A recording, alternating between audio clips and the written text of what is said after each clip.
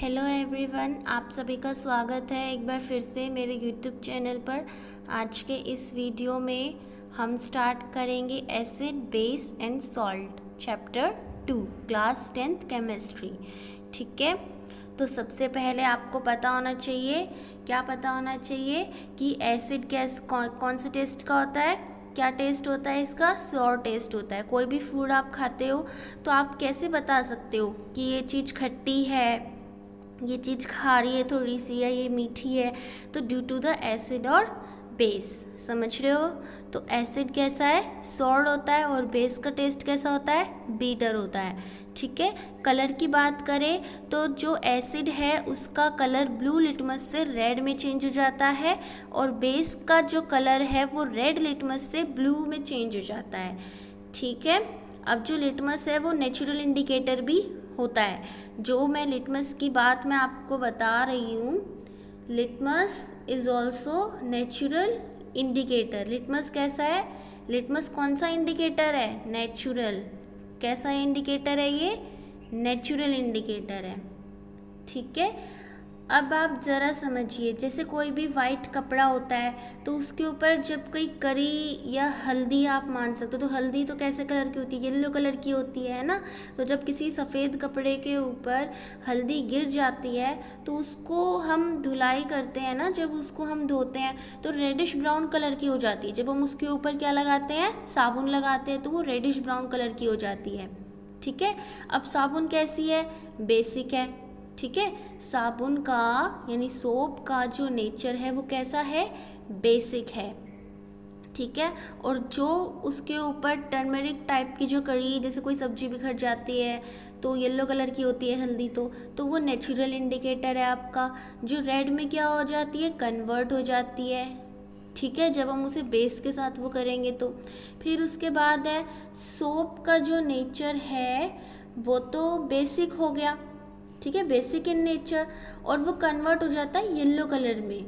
Yellow colour में क्या हो जाता है? वो कन्वर्ट हो जाता है and turmeric into the red, और फिर वो रेडिश ब्राउन कलर का दिखने लग जाता है, क्योंकि जो आपकी साबुन है वो एसिड मतलब सॉरी बेस इन जो आपका साबुन है वो कैसा है? बेस, मतलब उसका नेचर कैसा है? बेस। ठीक है। फिर उसके बाद आता है कि जो लिटमस सॉल्यूशन होता है वो पर्पल डाई भी होता है, जो कि लाइकेन प्लांट से एक्सट्रैक्ट किया जाता है। और जो प्लांट है वो किस डिवीज़न से बिलोंग करता है? थैलोफाइटा। ये सभी आप बायो में पढ़ेंगे, और कॉमनली हम इसी इंडिकेटर को हम यूज़ करते हैं। ठीक है। जब लिटमस सॉल्यूशन कोई भी एसिडिक नहीं होता, बेसिक नहीं होता, लेकिन उसका जो कलर होता है वो कैसा होता है? पर्पल कलर का होता है। ठीक है। ऐसे बहुत सारे नेचुरल मटेरियल्स हैं, जैसे रेड कैबेज लीव्स हो गया, टर्मरिक हो गया, कलर्ड पेटल्स हो गया, कुछ फ्लावर्स हो गए। तो ये कुछ फ्लावर्स हैं, जैसे हाइड्रेंजिया है, पिट्यूनिया है, जर्मेनियम है। ये किस चीज़ को इंडिकेट करते हैं? कि इस चीज़ को इंडिकेट करते हैं कि इनके अंदर एसिड और बेस की प्रेजेंस है, यानी इनके सॉल्यूशन के अंदर एसिड और बेस की प्रेजेंस है।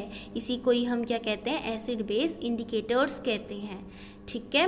अब आपके कई सारे इंडिकेटर होते हैं। कैसे होते हैं? कई सारे इंडिकेटर होते हैं। देखो, एक ये तो हो गया आपका नेचुरल इंडिकेटर, लिटमस पेपर और टर्मरिक। लिटमस पेपर और टर्मरिक आपका कैसा है? नेचुरल इंडिकेटर है। ठीक है। दूसरा आपका होता है सिंथेटिक इंडिकेटर। कौन सा इंडिकेटर होता है? सिंथेटिक इंडिकेटर होता है। उसमें आते हैं आपके मिथाइल ऑरेंज। सिंथेटिक इंडिकेटर में कौन कौन आएगा? Methyl orange. और दूसरा आप लोगों का आता है फिनफ्थलीन। क्या आता है? फिनफ्थलीन आता है। ठीक है। तो ये कई सारी चीज़ें जो आपको समझनी है। सबसे मेन है कि इनका टेस्ट कैसा होता है, कौन कौन से कलर में चेंज हो जाते हैं। लिटमस पेपर आपका कैसा इंडिकेटर है? नेचुरल है। टर्मरिक भी नेचुरल है। सिंथेटिक इंडिकेटर में आपके मिथाइल ऑरेंज और फिनफ्थलीन आते हैं। ठीक है। आगे हम पढ़ेंगे ओल फैक्ट्री इंडिकेटर के। अभी आप सबसे पहले इसको देखो, हमने कोई सैंपल लिया है। एक सैंपल हमने किसका लिया है? एसिड का लिया है। दूसरा सैंपल हमने बेस का लिया है। ठीक है।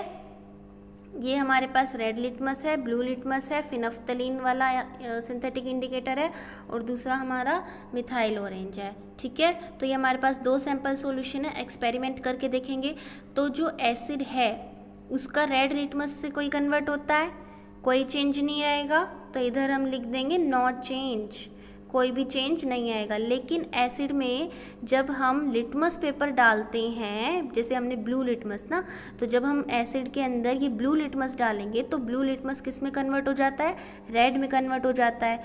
तो ब्लू लिटमस किस में कन्वर्ट हो गया, रेड में कन्वर्ट हो गया। फिनफ्थलीन में कोई भी चेंज नहीं आएगा। ठीक है, वैसा का वैसा ही कलर रहेगा। मिथाइल ऑरेंज में रेड कलर हो जाएगा, इसका कैसा कलर हो जाएगा, रेड कलर हो जाएगा। दूसरा सैंपल सॉल्यूशन हम लेते हैं बेस का।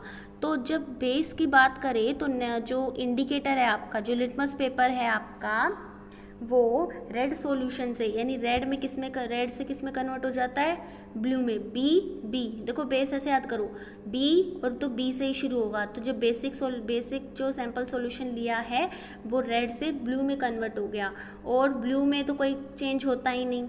ठीक है, तो इसमें कोई भी चेंज नहीं होगा। दूसरा फिनफ्थलीन में बेसिक का क्या काम रहता है, पिंक कलर का हो जाता है, और मिथाइल ऑरेंज में कैसा हो जाता है, वो येलो कलर का हो जाता है।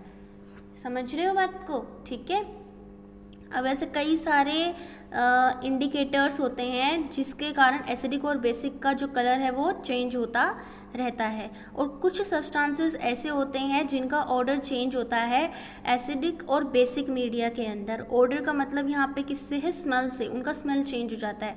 तो जिनकी जैसे मान लो कोई भी एसिडिक या बेसिक मीडिया है, ठीक है, और हमने कोई भी सब्सटेंस ऐसा लिया है, उसके अंदर हमने कोई एसिडिक बेसिक मीडिया डाला है, तो उसका जो स्मेल है, उसकी स्मेल क्या हो जाती है, चेंज हो जाती है। और जिसकी स्मेल चेंज हो जाती है उसे हम कहते हैं ओल्फैक्टरी इंडिकेटर। क्या कहते हैं हम उसको, ओल्फैक्टरी इंडिकेटर। जिसका ऑर्डर चेंज हो जाए इन एसिडिक और बेसिक मीडिया, उसे हम कहते हैं ओल्फैक्टरी इंडिकेटर। जैसे एग्जांपल है वेनिला का, ओनियन का, क्लोव का।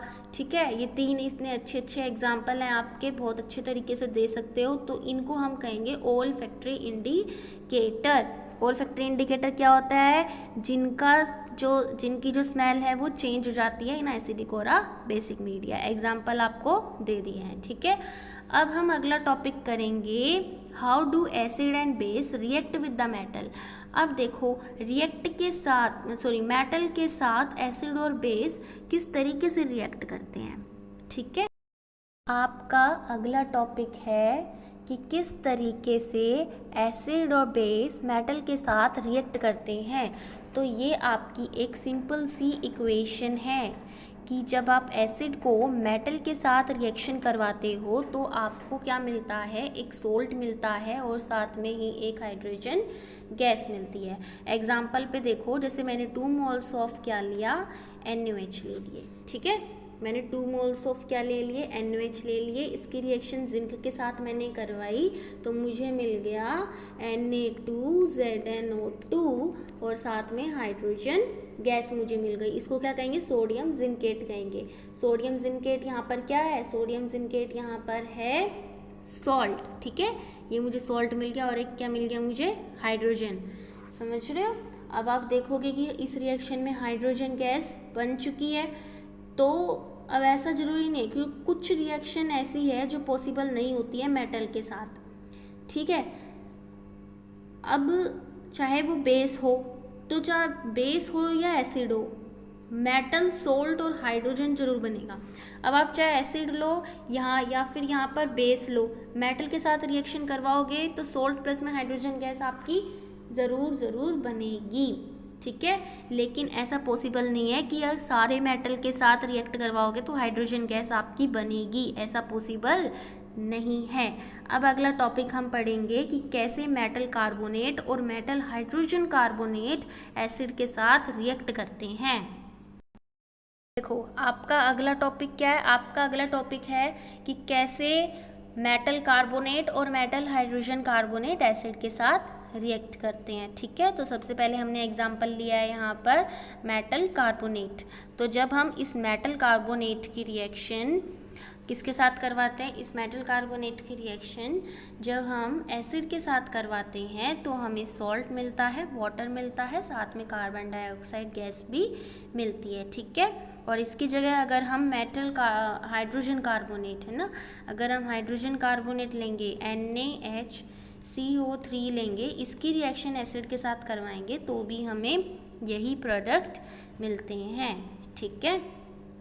और अब आप देखोगे कि अगर मैं लाइम वाटर लूँ और लाइम वाटर की रिएक्शन अगर मैं कार्बन डाइऑक्साइड गैस के साथ मतलब CO2 के साथ करवाऊँ तो देखो ज़रा क्या मिलेगा मुझे। देखो ये मैंने लिया यहाँ पर CaOH होल ट्वाइस ले लिया, ठीक है। इसकी रिएक्शन मैंने करवाई CO2 के साथ, CO2 गैस मैंने इसके पास से पास करवाई तो मेरे पास बन गया CaCO3, साथ में बन गया वाटर, ठीक है। तो जब मैं यहाँ पर क्या लूँगी, लाइम वाटर के रिएक्शन CO2 के साथ करवाई तो ये मेरे पास CaCO3 बन गया और ये क्या है, वाइट PPT शो करेगा।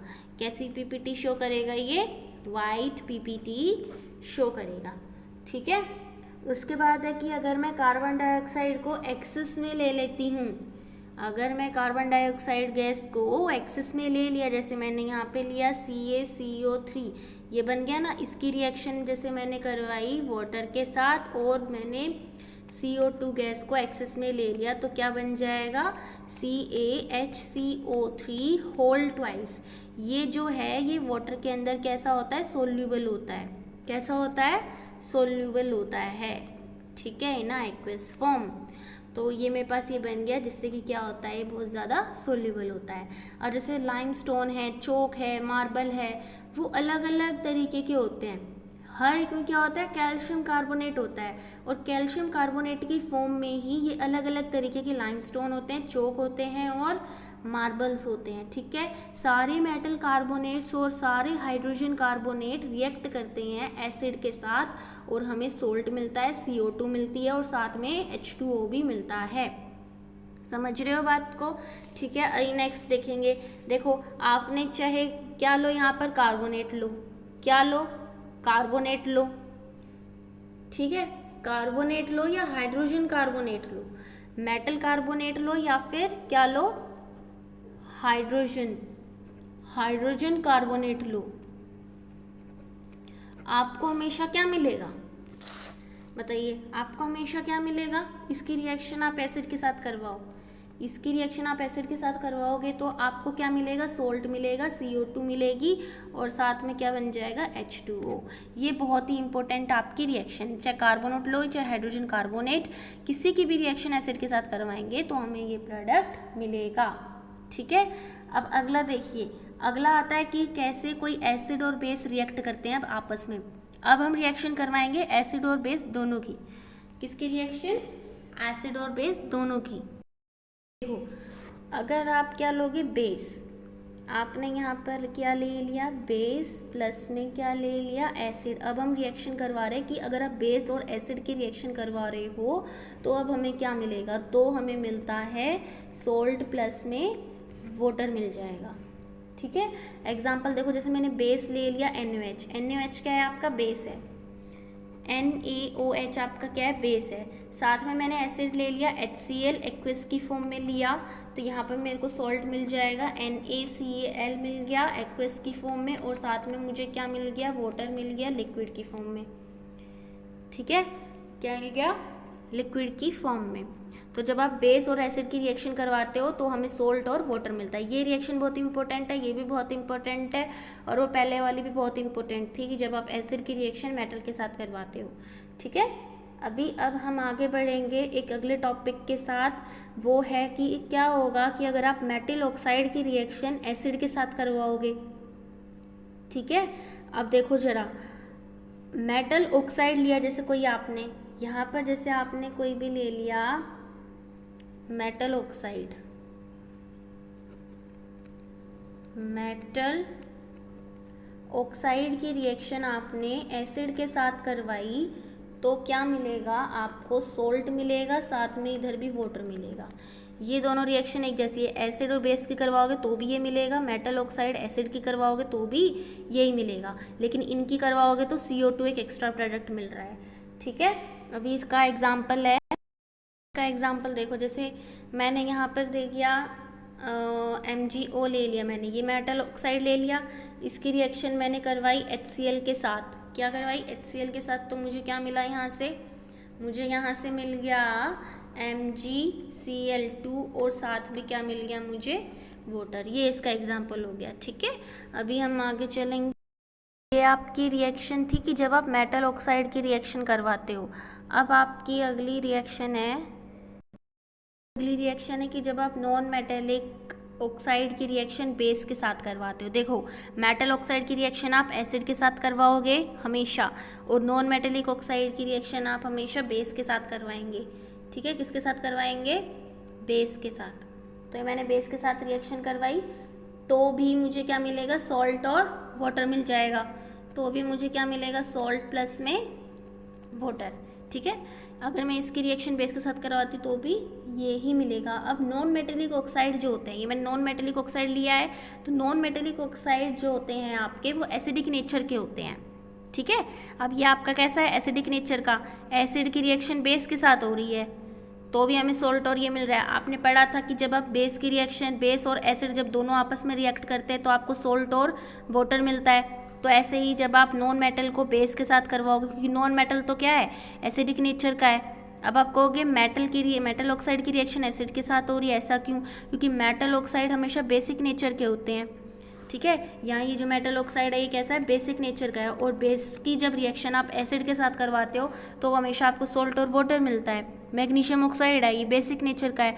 नॉन मेटेलिक ले लिया आपने, कोई भी ले लो, तो यहाँ पर बेस के साथ रिएक्शन करवाओगे तो सॉल्ट और वाटर मिलेगा, क्योंकि नॉन मेटेलिक ऑक्साइड जो होते हैं वो कैसे नेचर के होते हैं, आपके एसिडिक नेचर के होते हैं। ठीक है, इसलिए हमने उसकी रिएक्शन बेस के साथ करवाई, और जब एसिड बेस की रिएक्शन होती है तो आपको पता ही है सॉल्ट और वाटर मिलता है। ठीक है, अभी आप लोग देखेंगे कि सभी एसिड के पास क्या होती है, सिमिलर केमिकल प्रॉपर्टी होती है।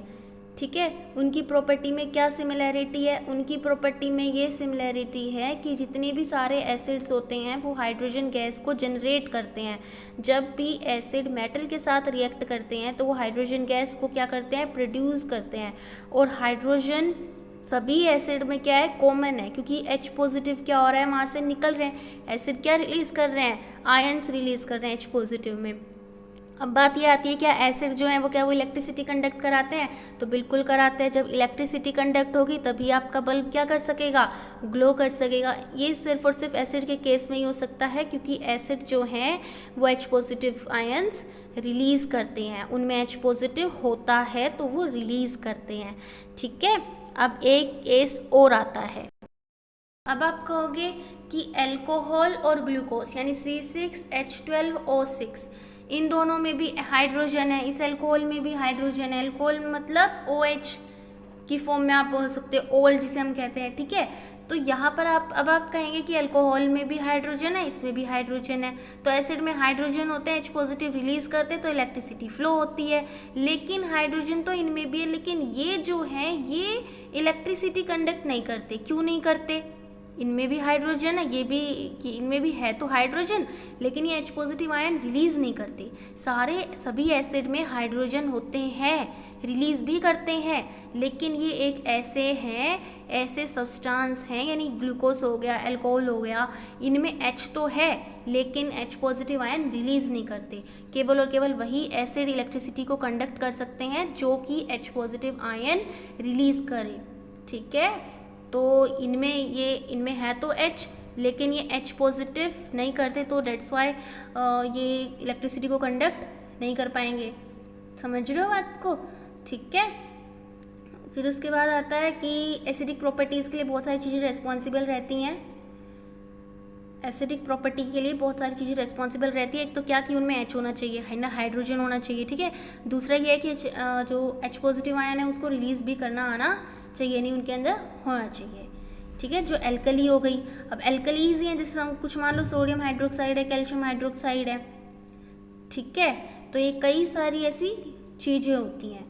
अब आप कहोगे जैसे कॉपर है, ब्रास है, ये टॉक्सिक सॉल्ट बनाते हैं, जिसके कारण क्या नहीं होता। देखो एक क्वेश्चन है कि क्या एसिड आयन प्रोड्यूस करते हैं, क्या एक्वस सॉल्यूशन के अंदर ही प्रोड्यूस करते हैं? क्या एसिड्स जो हैं वो एक्वस सॉल्यूशन के अंदर ही प्रोड्यूस करते हैं? तो हमने ये टेस्ट कर कर देखा। क्या टेस्ट कर कर देखा? एक हमने ड्राई HCl गैस लिया, एक हमने HCl का सॉल्यूशन लिया। तो ड्राई HCl गैस में जब हमने देखा तो H पॉजिटिव आयन वहाँ से रिलीज ही नहीं हो रहे। अब आप कहोगे HCl एसिडिक है, ये वाला HCl भी एसिडिक है, ये ड्राई HCl है और ये वाला HCl सॉल्यूशन है, यानी ये एक्वस सॉल्यूशन है, ये मान के चलो आप, ठीक है। और ये क्या है? ये ड्राई है।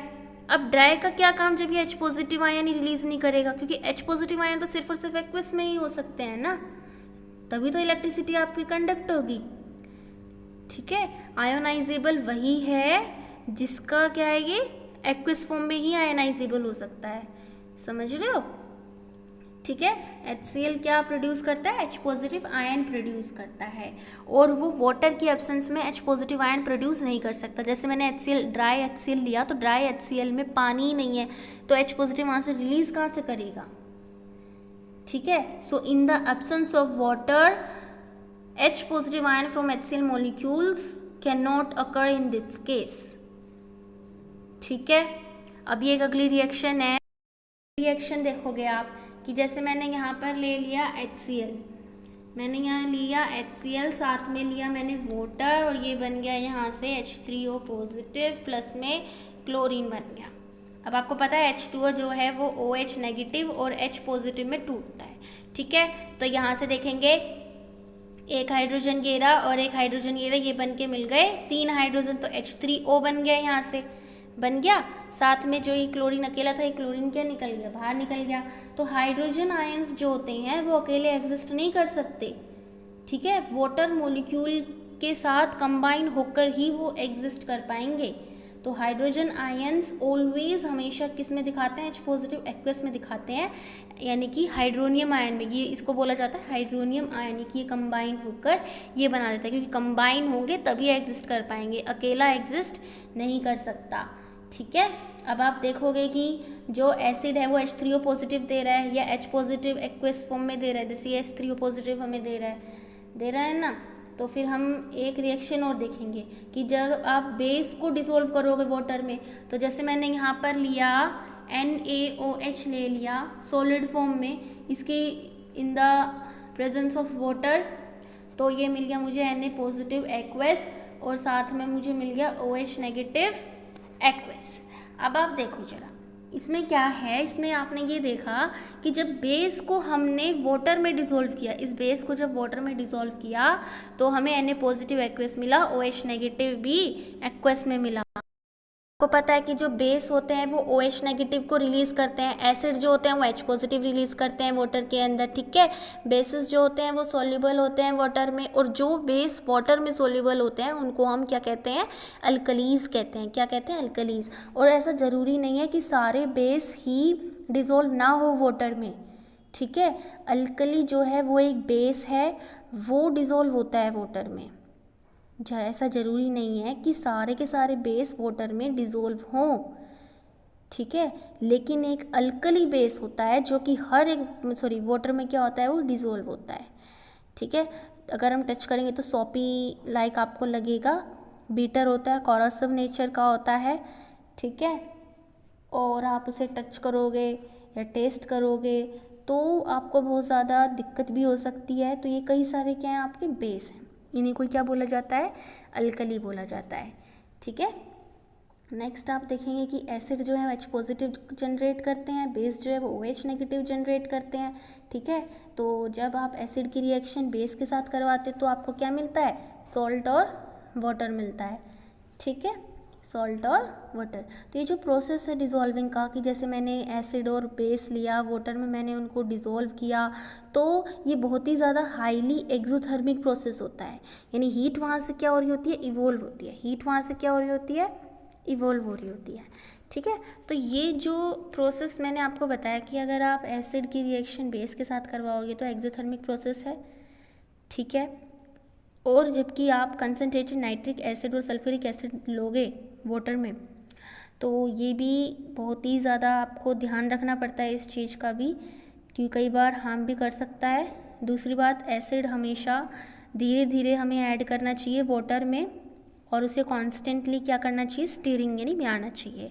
ठीक है, हमें हमेशा क्या करना चाहिए, एसिड के अंदर वाटर डालना चाहिए, वाटर के अंदर एसिड नहीं डालना चाहिए। ठीक है, अगर आप वाटर को कंसनट्रेटेड एसिड में जनरेट करते हो तो ये हीट भी जनरेट कर सकता है। ठीक है, जो जब आप एक्सपेरिमेंट करते हो तो अगर ये गलती कर दी तो जो आपका कंटेनर होगा वो स्प्लैश आउट हो जाएगा।